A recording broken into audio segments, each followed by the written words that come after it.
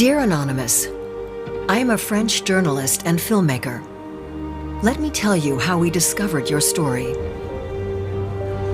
It's thanks to two women, two friends. Without them, your voice might never have reached us. It was 2015 in Paris. One of them had planned on taking a pregnancy test. They will never forget that day. Take the one that's cheapest.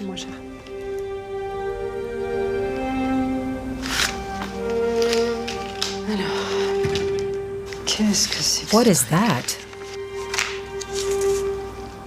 SOS. Chinese, right? SOS.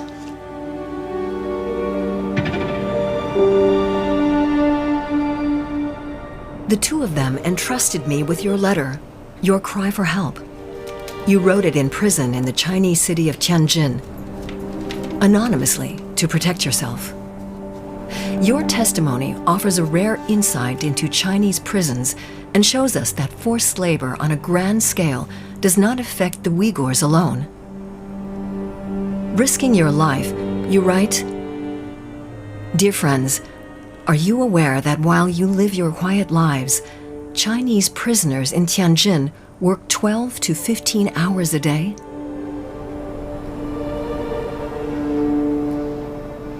In here, we go hungry. We get only 5 to 6 hours sleep a day. People with different political opinions can be legally charged as criminals. In managing the prisoners, the police collude with cell bosses. In the mind of the officers, they are using evil to control evil and violence to control violence.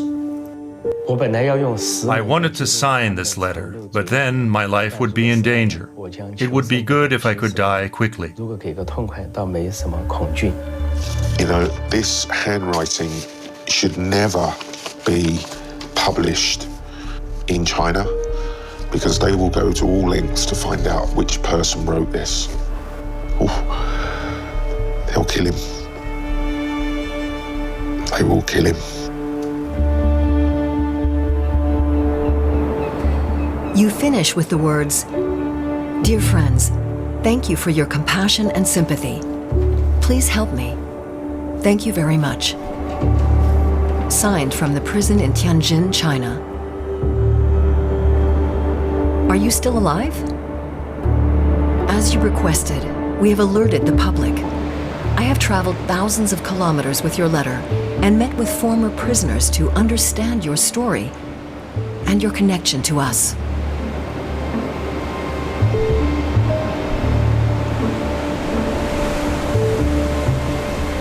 This report is a response to your words, which must not go unheard.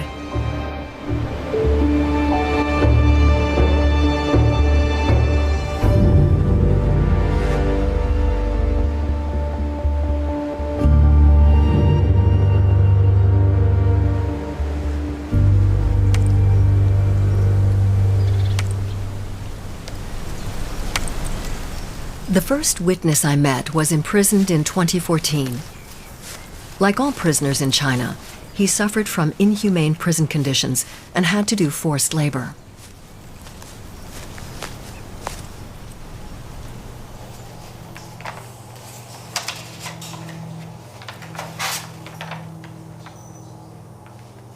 Wow. Unbelievable. When a convict first arrives in a prison, the police tell you clearly that, strictly speaking, you are no longer a human.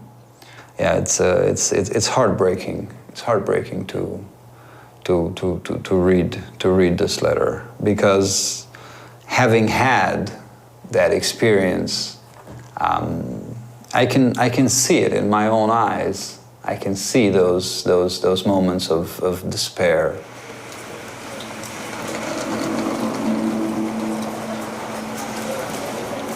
This footage shows Marius Ballo's return to Romania after 8 years in prison in China.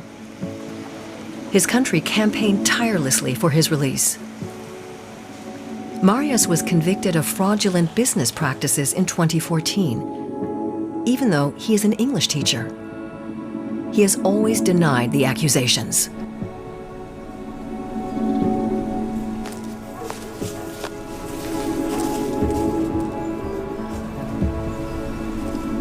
I was there exactly 8 years. And if you break it down into days, it comes down to 2,922 days. So I came up with this idea that once I'll get back, I'll go on a pilgrimage. I'll walk 1 kilometer for each day I spent there. This is the main point of my pilgrimage. People find out about what China really is, what they're doing to their own people, what they're doing to the foreigners, how they behave in prison with prisoners, the forced labor, the tortures, the killings that are being perpetrated there every single day.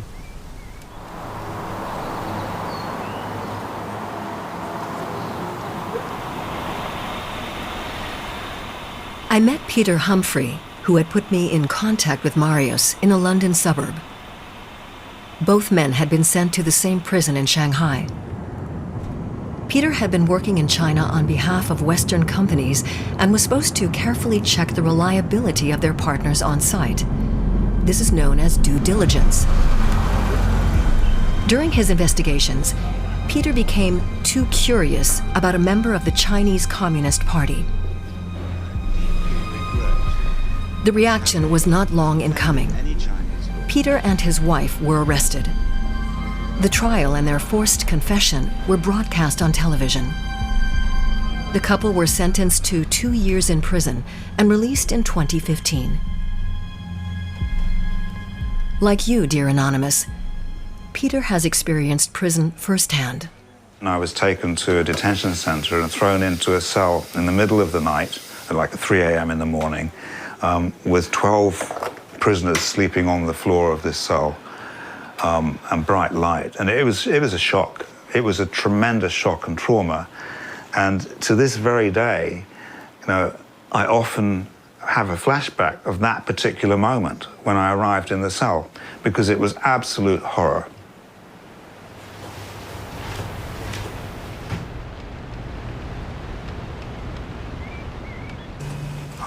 Test de grossesse, and it contains some documentation. And then here we have, I don't think this is supposed to be here. So this is a handwritten letter. It is a plea to the world from a prisoner in Zhongguo Tianjin Jianyu. That's China Tianjin prison. But it's genuine. I can see it's genuine.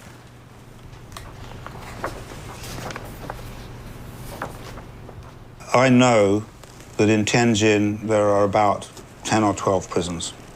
All of the other prisons in Tianjin have more complicated names named after districts where those prisons are located. So I'm pretty certain that this is the Tianjin municipal prison that he's referring to. Thanks to Peter, I have my first clue as to where in Tianjin your prison is located.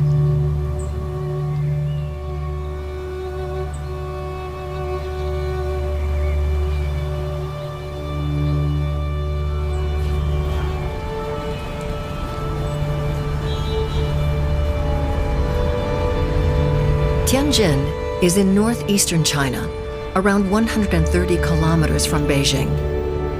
The city has more than 10 million inhabitants and is known for its pharmaceutical industry and its huge port, which facilitates global trade.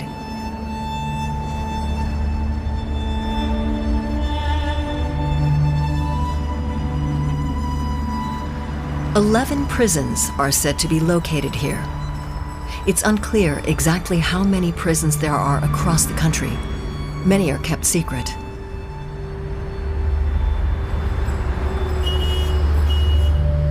We drove to Tianjin. The city prison was once a well-known building in the city center.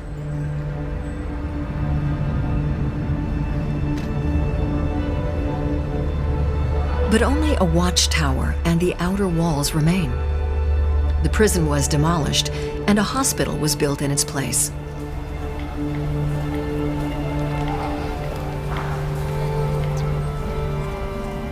A memorial plaque indicates that the prison was moved to another location. The new address is not listed in any register. Finding you, dear Anonymous, was proving more difficult than we had thought.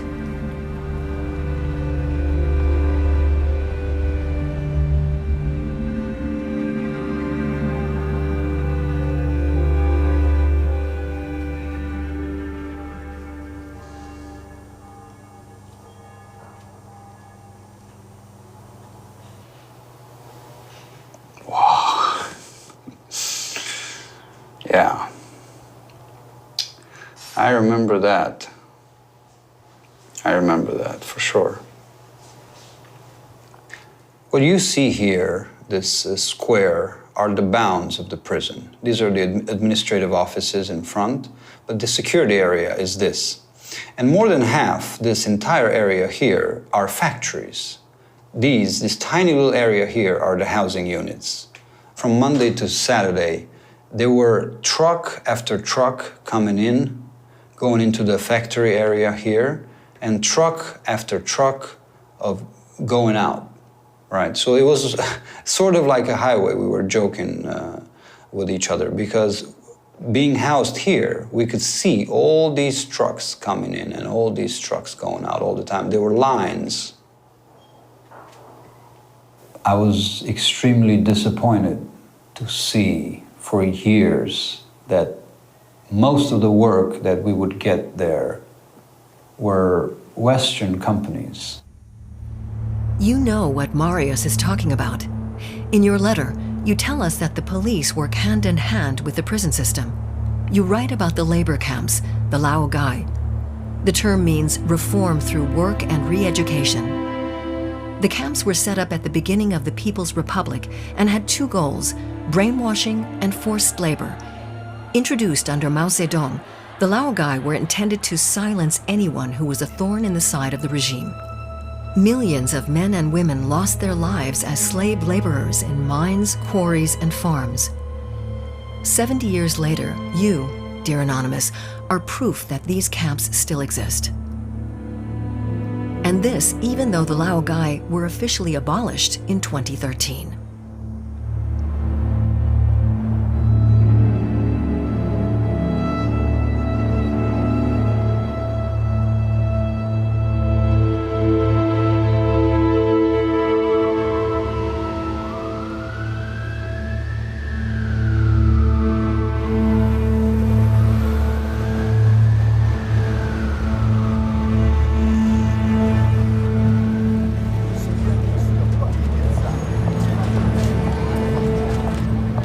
Tianchi Martin Liao was a member of the Laogai Research Foundation, the first US-based NGO to fight the Laogai system. 释放所有政治犯！释放所有政治犯！打倒共产党！时代革命！时代革命！抗国人加油！ As an employee of the Laogai Research Foundation, she collected the statements of former prisoners like you, dear Anonymous, and published them. She knows your story well. In the 10 years where I worked there, we published over 30 books. We collected lots of materials about the prison system.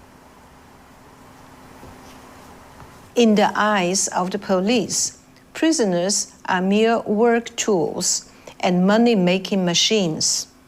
Whenever prisoners make mistakes, apart from beatings and cursing, officers punish the prisoners with electric batons to give out electric shocks. And they even stun them with electric batons when they don't work hard enough.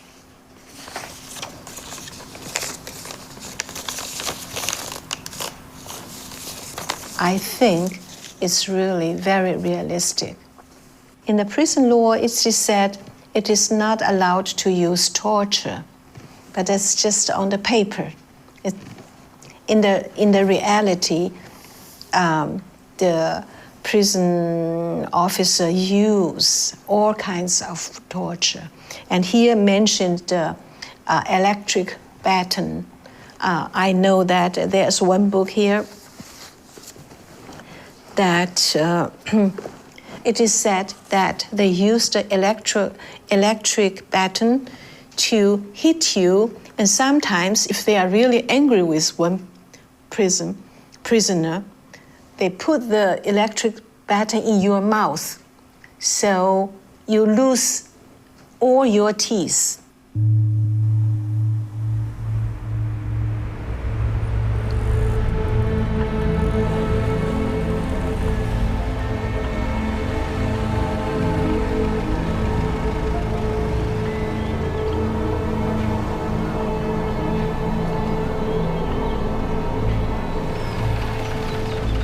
Dima, as he calls himself, makes no secret of his criminal past.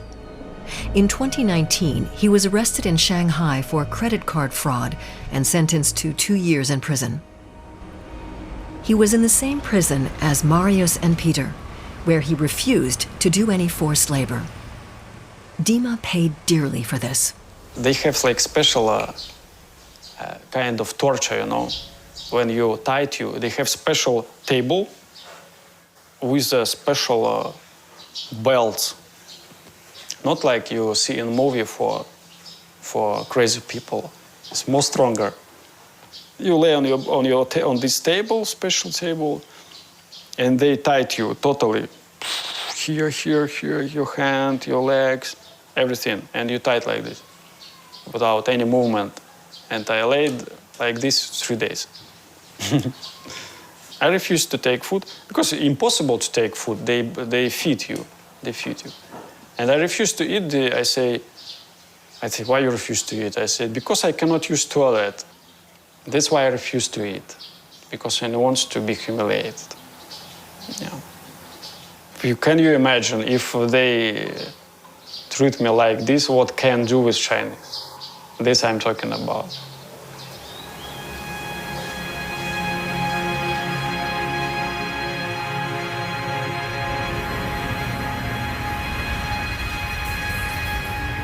This European businessman has not forgotten his experiences either. By now, he has built a new life for himself in Bangkok. Back in 2011, he was convicted of commercial fraud and spent 8 years in Chinese prisons.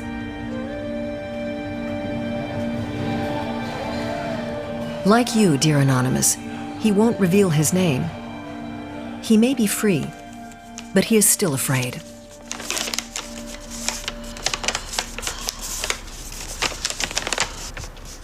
Yeah, it brings back memories. So all of that is true. People with different political opinions can be legally charged as criminals. That could indicate that he is against the system, but most people wealthy people or most people in China are against the system, but they're too frightened to say.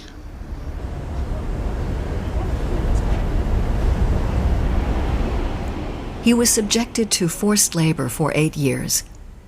He describes the production process in prison through the eyes of a businessman. You were never actually building something from the start to the finish. I mean, each job kind of lasted a minimum of 1 month. And then once it was finished, they'd either continue with that or bring something new. I think the longest was the closed tags for companies like CNA. There's a lot of screening that they need to do with companies. So you'll have the front company, and then below that you'll have an agent. So you'll have the middleman kind of thing that's liaising between the foreign company, the screening company, and then the prison. So it is very complicated. If you've got 10 companies that are giving you, let's say, or are willing to offer you $1 per unit, and then all of a sudden you've got another one that's saying, well, we'll do it for 50. You're not going to investigate.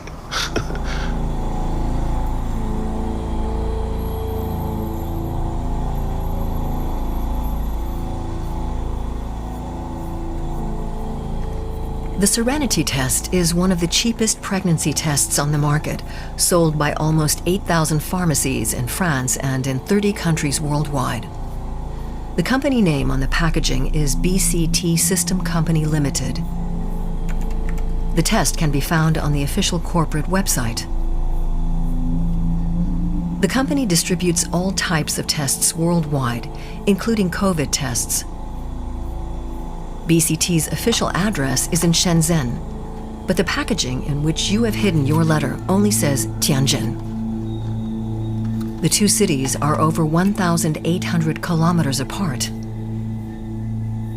Finding you is like looking for a needle in a haystack.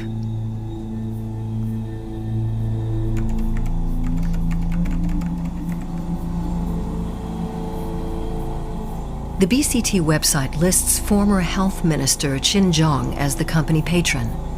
He was the official who introduced China's one-child policy in the 1980s and ensured that millions of women were sterilized or forced to have abortions. He is the only politician named on the website, despite being dead over 10 years.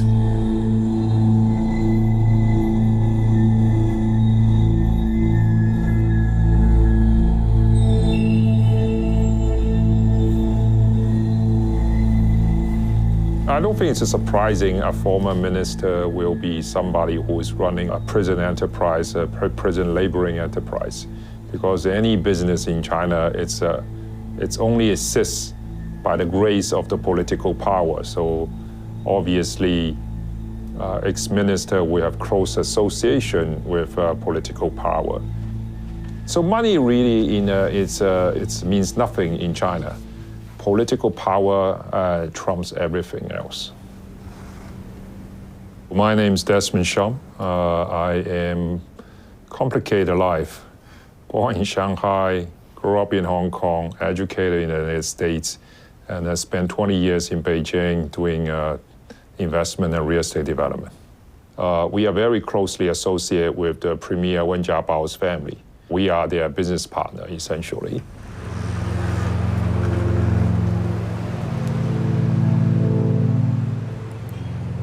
Xi Jinping is less friendly towards the private sector than his predecessors. He sees it as potential opposition. Under the pretext of fighting corruption, officials are stepping up imprisoning and doing away with Chinese entrepreneurs. Even Westerners are no longer spared. Xi Jinping has rolled back policies introduced by Deng Xiaoping in the 1980s. Deng Xiaoping, famously say, getting wealth is glorious, right? So for a long time, and even today, for a lot of people in China, it's like any way to get wealthy is glorious. And so I use my association and closeness to political power for personal profiteering. And then in this case, there are some people has a close association with the prison system of China, and then they use it for their personal profiteering.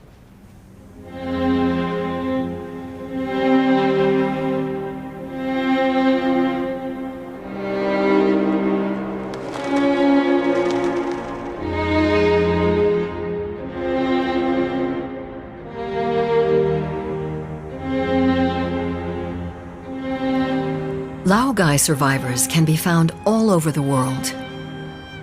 Chen Pokong fled to the US in 1993 and was the first to expose the Laogai's work for foreign companies.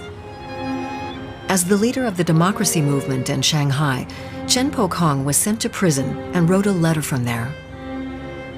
A cry for help. Like you, dear Anonymous, he denounced forced labor, hunger, and torture. Thanks to an NGO, his message reached the United States.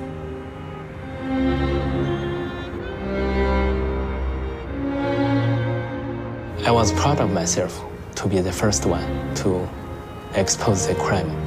We are forced to make artificial flowers, the blood-stained artificial flowers.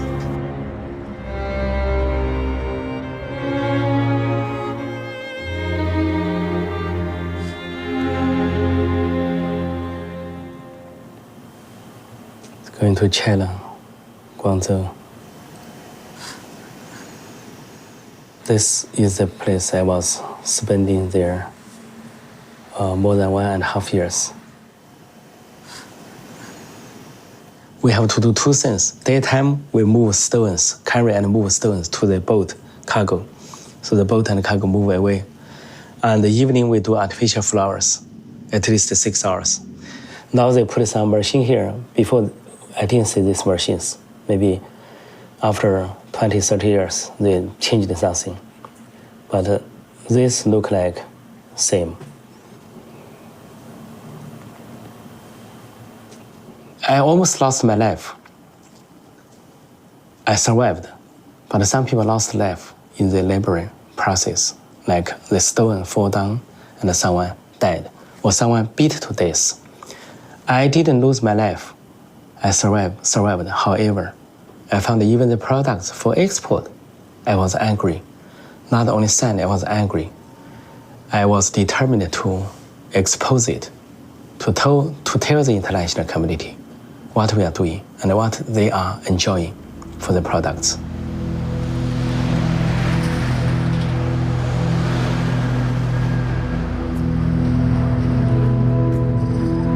Chen Pogong is a fascinating figure who helped me a lot in my investigation. He helped explain to me what life was like in the camps. The conditions are very similar to what we're hearing about today, and it just shows how long this has been happening.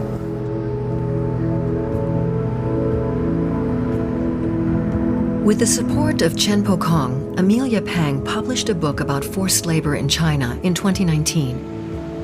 She went undercover in China, posing as a businesswoman and establishing contact with several prison companies. Because my family speaks Chinese, I went to the site and pretended to be working with the manufacturers and wanting to source from these facilities. So I would talk to the guards and say, hey, I'd like to buy products from you, work with a major global supplier. And they said, yes, great, we sell a lot of products here. Please, we're welcome to take a look. While there's no hard numbers because the Chinese government doesn't release reliable statistics, we believe it's in the millions. So the people who landed these labor camps are largely political dissidents, pro-democracy activists, religious dissidents, sometimes human rights lawyers.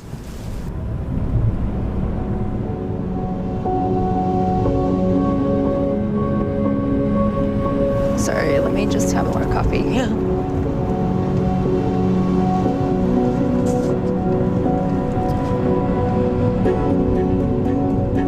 I decided to follow the trucks that left these labor camps to see which supplier they worked with. What struck me was the diversity of the products that they made. These camps make a very wide range of products, from artificial flowers that we may or may not need to buy to even pharmaceutical products that we do need in our lives. I mean, when I followed these trucks, I found that they were working with, they were producing products that were being sold for major global brands like Apple, Amazon, and I think if I can show these direct connections, then these brands have more resources than a single journalist does, and they can too.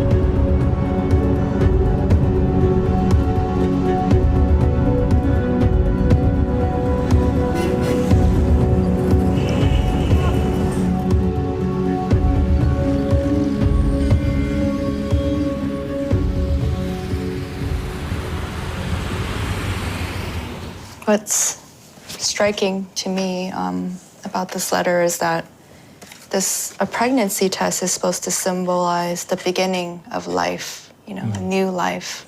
And here it was manufactured by someone who is in between life and death, just barely holding on. And they're begging for a new life as well, a chance to live. Yeah, that's terrible. I can make 3 basic judgments. Number 1, this person is well educated. I think he went into college, number 1. Number 2, this is a political prisoner because he said even has a different opinion dissident can be treated as a criminal crime. Third, I can say maybe 2/3 possibility it's a man, but 1/3 possibility it's a woman. It could be a woman. This handwriting. I'm very touched by this letter, and recalled all my memory came back to me. 30 years ago when I was in jail in campus, in detention center. I cannot imagine. After 30 years, Chinese people still suffering like this way.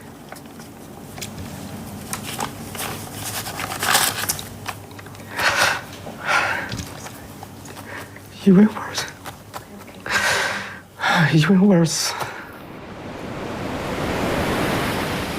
Dear Anonymous, I was able to send your letter to a political prisoner who was recently released from a prison in Tianjin.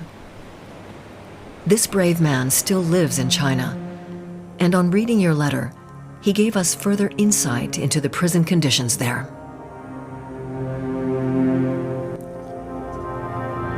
Your letter gives me the impression that the prisoner works in one of the last links in the chain of the pharmaceutical industry, like packaging. There are many such factories in Tianjin. In the prison where I was, we had to pack disposable gloves for export to Europe. This seemingly easy work is extremely laborious. As soon as a prisoner enters the prison, he becomes a kind of robot. In fact, there are two types of robots, soldiers and prisoners. Each prisoner is just a small link in a complex production chain. They're expected to behave like machines, working at high speed. Every day from morning to night, almost non-stop.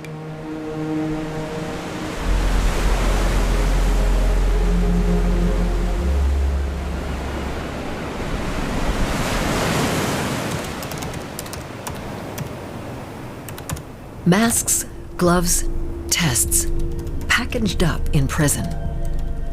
I followed the trail of these products from Tianjin and came across the website of a Chinese wholesaler showing the connection between BCT system in Shenzhen and Tianjin. It's a company called Recare. One of the products this Tianjin-based company manufactures is the Serenity test. According to its own documentation, it uses BCT's patents. 24 US cents per piece. That's the price for which prisoners work themselves to death. Dear customer, nice to meet you here. Here is Jane. I come from China. In its many promotional videos, Recare promises unbeatable prices and delivery times. On the company's website, pictures of the production hall and sales department are shown in an endless loop.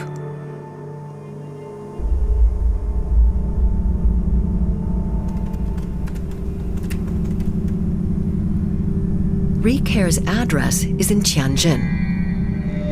We wanted to verify that.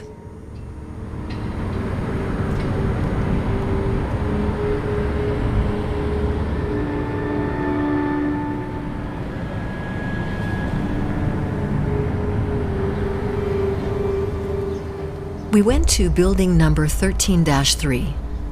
There's no sign and no logo. It's a residential area. There could be offices behind this door, but there's nothing to suggest that. There's no production facility here, another indication that the test was packaged in prison. It's another clue this product came from the Laogai.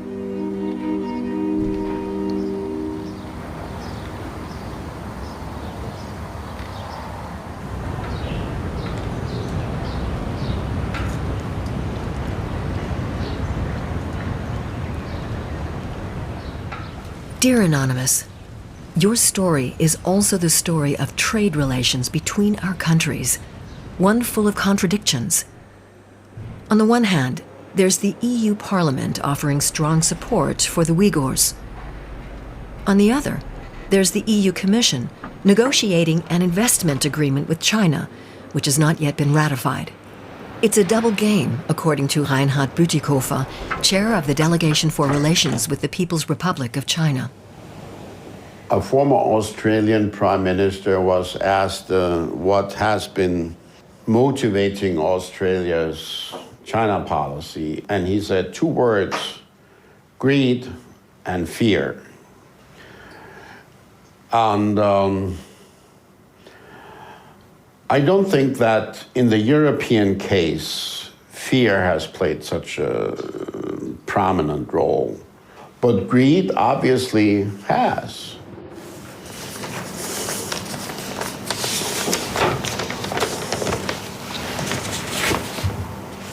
The letter reminds us that it is not sufficient just to talk about the fate of the Tibetans or the Uyghurs or the Hui or the Mongols.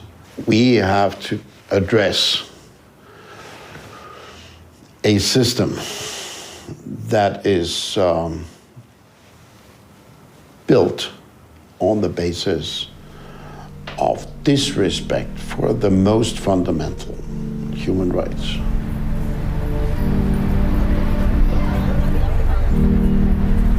Since 2021, the U.S. has been trying to put trade with China on an ethical footing. The two countries are engaged in an open trade war. A law passed by Congress aims to prevent goods produced with forced labor in Xinjiang, the province of the Uyghurs, from reaching North America.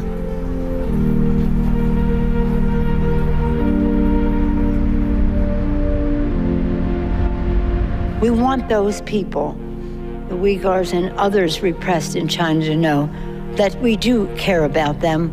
We fight forced labor, and we send Beijing a clear message. This genocide must end now. When China joined the WTO 20 years ago this week, the world gave Beijing a blank check, and today's legislation will help right this wrong.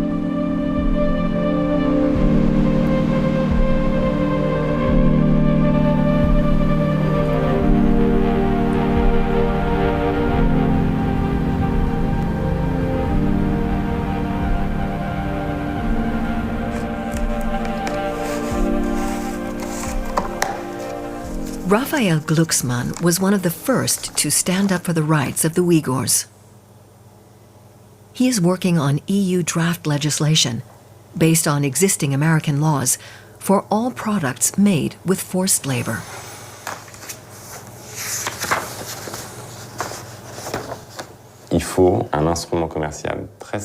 We need a simple trade instrument to ban products from the European market that originate from slavery or forced labor.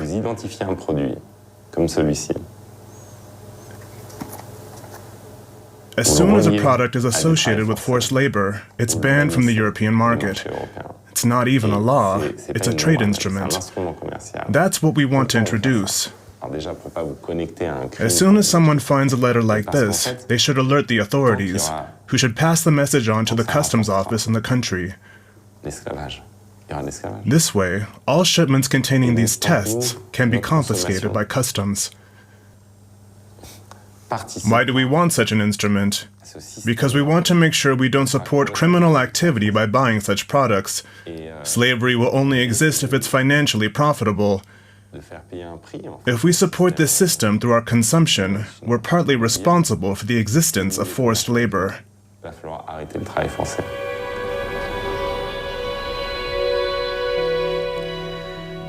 Dear Anonymous, I have been searching for your prison for months.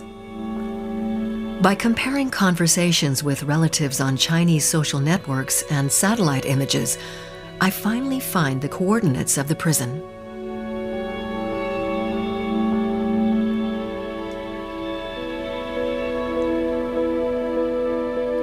What I see is shocking. A huge prison complex comprising at least 3 prisons. Officially, there are 5 state-owned companies attached to it.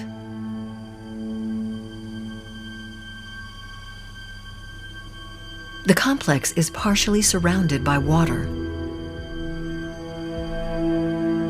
It's a fortress from which there is no escape.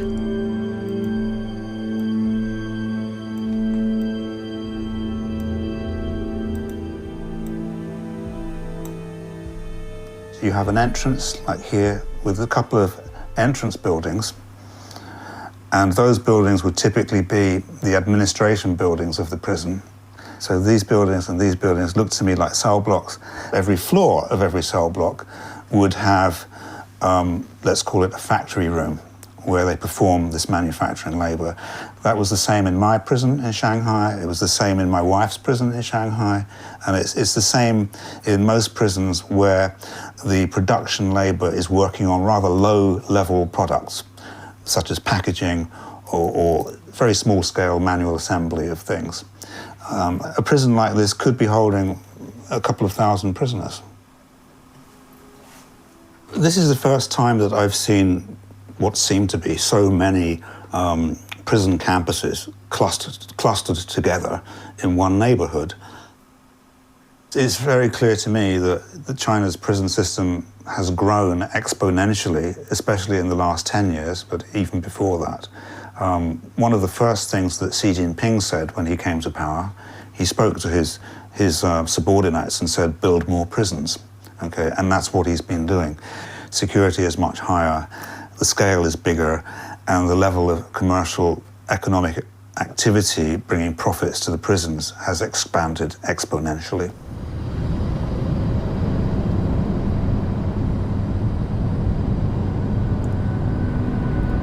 We now know where you are being held and want to see the huge prison complex for ourselves.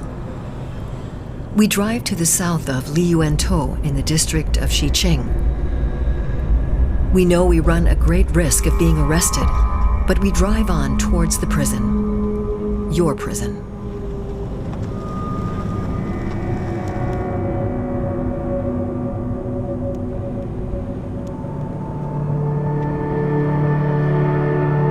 The security measures at the main entrance are strict. We can't stay there for long. The prison walls stretch for several kilometers. It looks even more expansive than on the satellite image. We have never been as close to you as we are now. If you are still imprisoned. If you are still alive at all.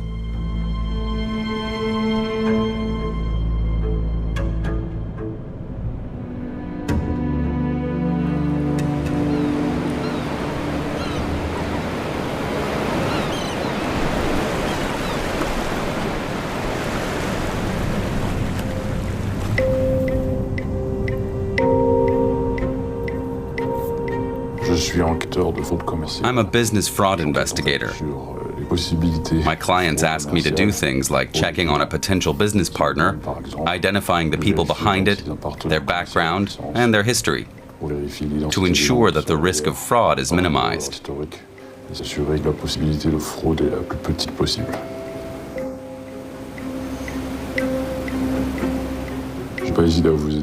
I was happy to help because I'm interested in the welfare of Chinese workers, Chinese prisoners, and the wider population. It's being treated terribly by a regime that these people do not deserve.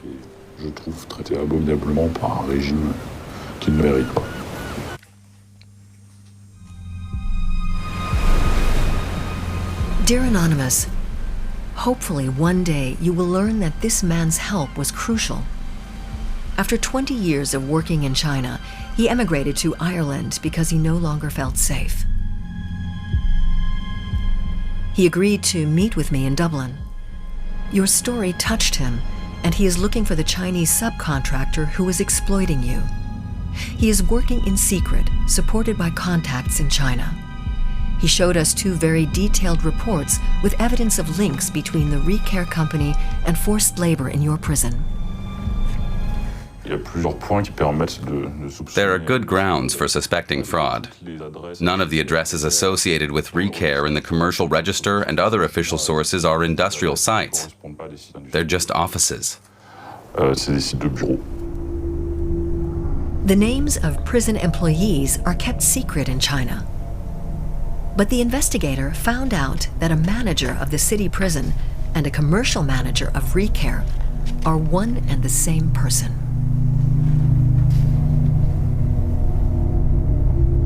In an old Tianjin business directory, the contact person for recare is the same name as a female official of the city prison.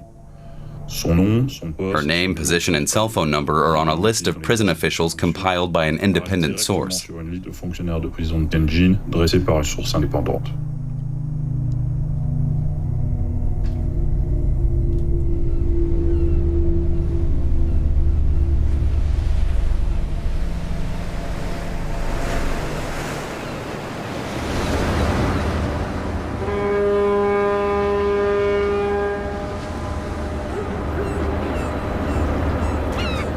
Our final leg takes us from one port to another, from Tianjin to Marseille, home to a company called advocacy. The company has been having the Serenity pregnancy test manufactured in China for over 15 years.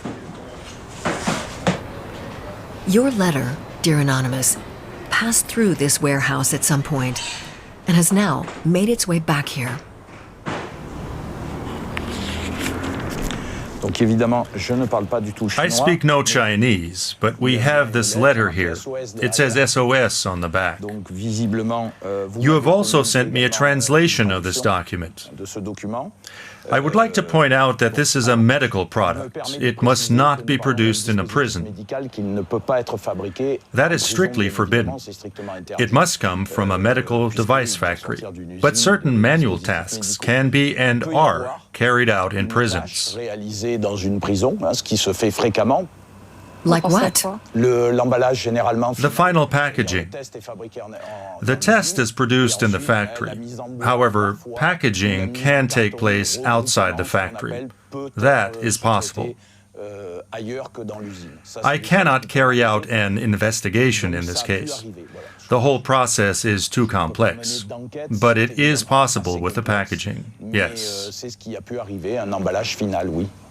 The fact that products are packaged in a prison doesn't shock me, but that prisoners work 15 hours a day without anything to eat, without pay, that shocks me. What can we do about it? I will carry out a more thorough investigation. But we can only produce these products in Asia. Otherwise, the price consumers pay would be 3 or 4 times higher. In other words, the price justifies everything. One day, companies will have to react, review their supply chains abroad, and commit to respecting human rights. This is what the Supply Chain Act is all about. Members of the European Parliament have 2 days to debate and vote on the legislative text.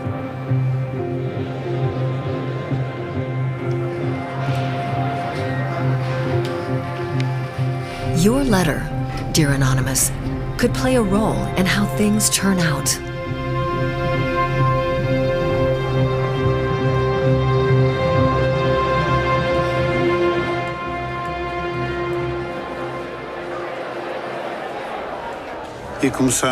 We start with the Committee on Foreign Affairs and a speech by Raphael Glucksmann.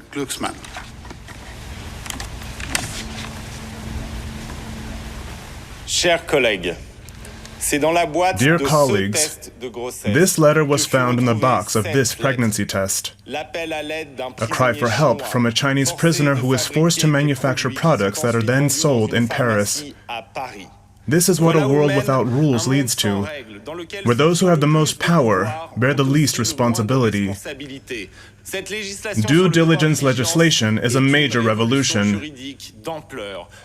Weakening or rejecting it is contrary to our principles and interests. Everyone will have to answer for their vote.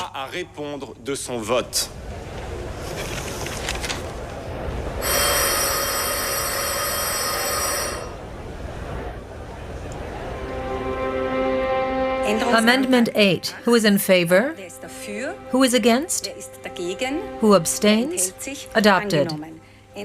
20 years after China joined the WTO, Europe and the US are finally trying to put an end to something that may have cost you, dear Anonymous, your life, or at least robbed you of part of it. The vote is closed.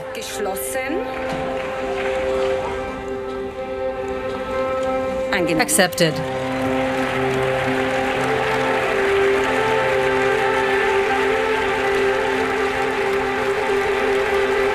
This vote is a first historic step. We can only hope Europe will take the next one. A trade ban on all products made by forced labor, not just from Xinjiang.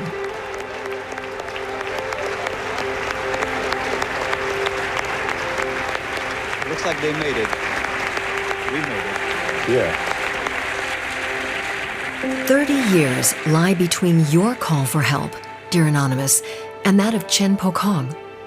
30 years in which a handful of women and men like you risked their lives to denounce the Chinese prison system. I hope one day you will find out that your courageous efforts were not in vain.